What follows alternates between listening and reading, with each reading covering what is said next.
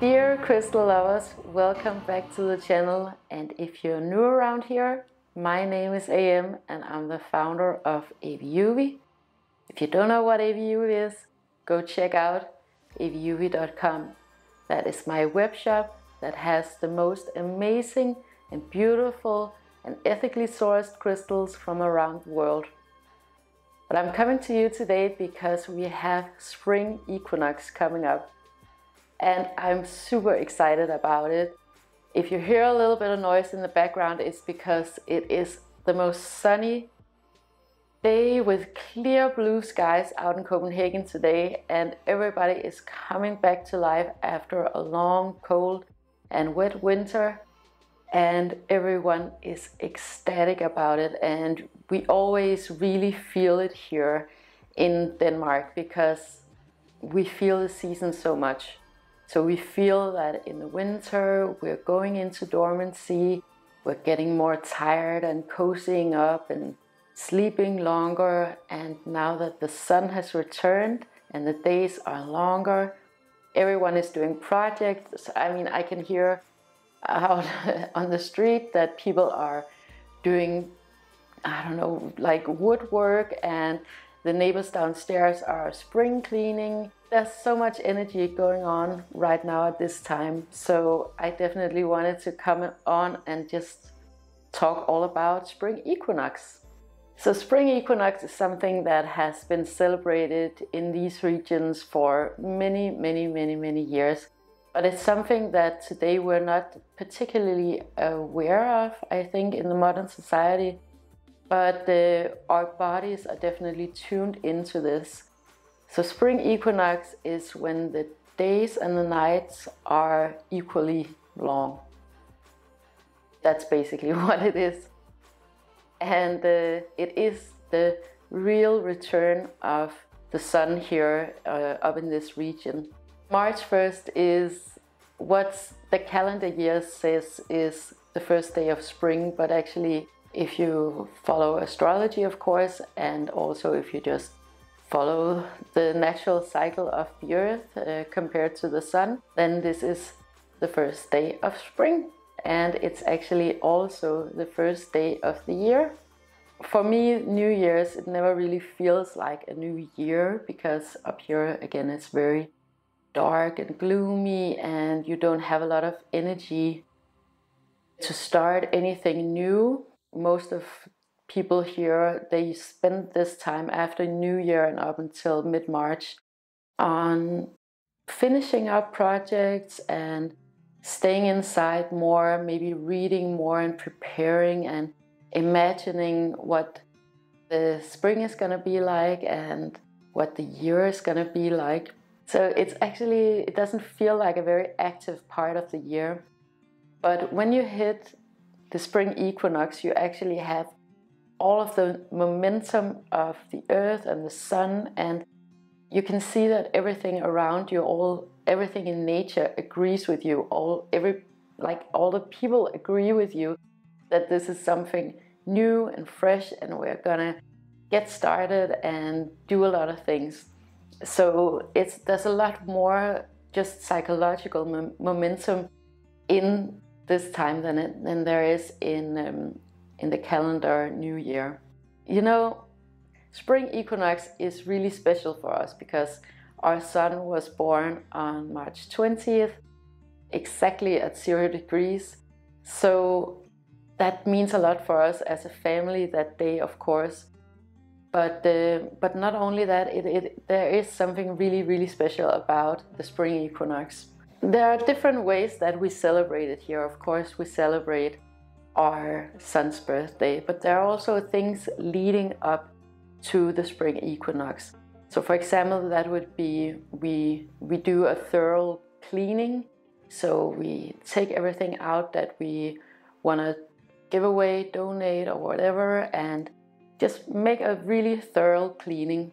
And that's always a good thing to do. Also, like, wash your windows because the sun is coming back and suddenly you can see all the gunk and skunk from the winter, right? So we want to really clean everything up. What we also do is like a more metaphysical type of cleaning, what you'd also call a cleansing. So we go around with sage and cleanse the crystals, cleanse the rooms, make sure it comes into all of the corners, air out everything. So that's another way that we celebrate this time, or that we mark this transition. And I think for us it's a really it's also a very psychological thing to mark this transition, that something special is going on. Not to repeat myself, but you have everything around you agreeing with you that we're stepping into something new here. So for me, it's definitely the perfect time to do these things. That's what we do leading up.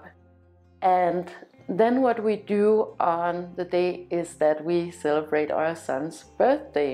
But something that you can do not only for spring equinox, but also the solstices and of course the fall equinox, is to find sacred sites in your local area. And pretty much everyone, like, you can just do some research, because native people in your country probably celebrated this day many years before you did. The most apparent here would be probably the Vikings. They were very connected to nature, and we definitely want to connect with that part of our lineage and teach our son all about it. Not that we agree with everything that the Viking did, we have a very different lifestyle, of course, but because they were way more connected with nature, we want to tap into that and that tradition of celebrating nature. And of course, a really good thing to do around this time is to figure out, well, what do you want this year to be like? What are your dreams and aspirations for this year? What do you want to accomplish? What do you want to create? Who do you want to be with? And a really good reminder in that process is to have crystals. So it's a good time, I feel, to purchase crystals, and it doesn't have to be on the 20th or prior to the 20th. It could just be that you are figuring out what kind of energy, what kind of vibe, what kind of manifestations do you want to create here in this season, but also for the year. And I have a couple of crystals that I definitely want to work with, and that I have been zooming in on, I would say maybe since the winter solstice, kind of figuring out and just feeling into what I want this beautiful new year to be like. So crystals are for me these energetic supporters, but they're also this visual representation of what I want to manifest, and that's why they work so well for me. I'll talk a little bit more at the end about what particular crystals that I've set my eye on for this coming year, but those are just personal for me. It really comes down to your own discernment, and I say that all the time here in these videos, that the main thing is for you to feel into what feels right for you, what feels good for you, what you feel resonates, what you feel matches your intentions. And it might not be the same crystals for you as it is for me, and that is perfectly all right, because it's all an exercise in tuning into those more subtle vibrations and subtle feelings that you might have, and just fine-tuning those things. There's so much in our modern society that is turning us away from that and grabbing our attention. The idea of tuning into nature and recognizing those more subtle signs, subtle vibrations, emotions and feelings in your body, those kind of get lost along the way, and because it's so muddy with everyone trying to grab our attention. So spring equinox is also a really good time to figure out what you want to continue into this coming year and what you want to let go of. It's much easier to let go of things when you feel that you have a lot in the horizon. So that is why this is a good time to do that. On March 18th today, there is a beautiful full moon in Virgo. And you know what?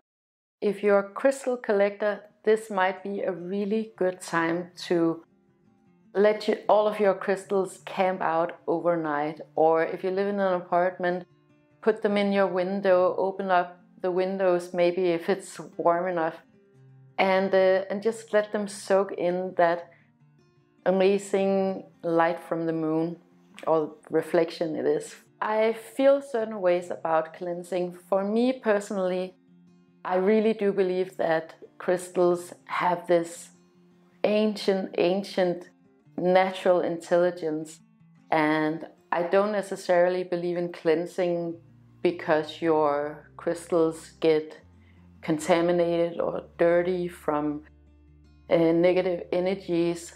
The really interesting thing about crystals is that they are incredibly stable in their frequency, opposed to us human beings or water or so many other organic things. Crystals are really super reliable, and that is why I don't personally really see a big need for cleansing crystals for metaphysical purposes. But I feel that these ceremonies can be extremely helpful, again, psychologically, for tuning yourself into everything being in a new state, elevated to a new place. So whatever you do in terms of ceremonies for yourself to mark this transition, I think is a really good thing. The full moon is, for me, and I'm always speaking from my own personal experience in these videos, I don't want to tell you what to do or what not to do, but for me the full moon is a lot about momentum. It's a lot about a build-up. Something else that you can make a ceremony out of could be something like putting them on the ground or letting them stay on the ground overnight. And what else could you do? Well, I mentioned the sage, and again, that's you're working with the senses, telling your body, telling your mind that this is a transition phase. And another thing is that you can definitely wash your crystals. You can use water, salt water, for example. Salt is a very cleansing mineral again. And what else can you do in terms of cleansing? Well, I've done several cleansing videos, so you can go and check those out if you need some inspirations, and you can kind of feel into what seems logical to you. This is a great time to calibrate into well-being, because again, all of nature, all of the world, everyone around you, particularly here in the Northern Hemisphere, everything agrees with you that we are coming into abundance and well-being and lots of energy. And it could also be a really good time to set intentions for abundance, for example, because you have this momentum. So what you want to manifest in terms of abundance in your life, it doesn't necessarily have to be money. It could also be being able to find beautiful things. It could also be receiving gifts or having abundance in health. Health is a good thing to work with this time. And it could be friendships, love in your life. So a lot of different things. But the important point that I want to make here is it's about fine-tuning and really setting some intentions for yourself. Some of the intentions that I have for myself is one, clarity, and another one, a lot of fiery energy. So what I have set my mind on is to get a really, really good clear quartz this year. Clear quartz for me is all about clarity.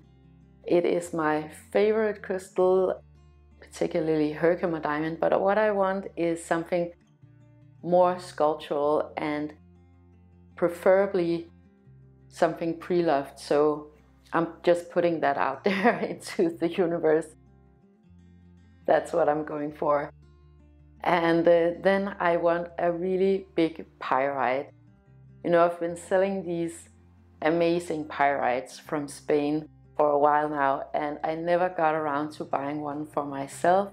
When I buy for the shop, it's for you guys, it's not for me. So I really want one of those, like a big, beautiful sculpture of pyrite in matrix from Spain with the cubes.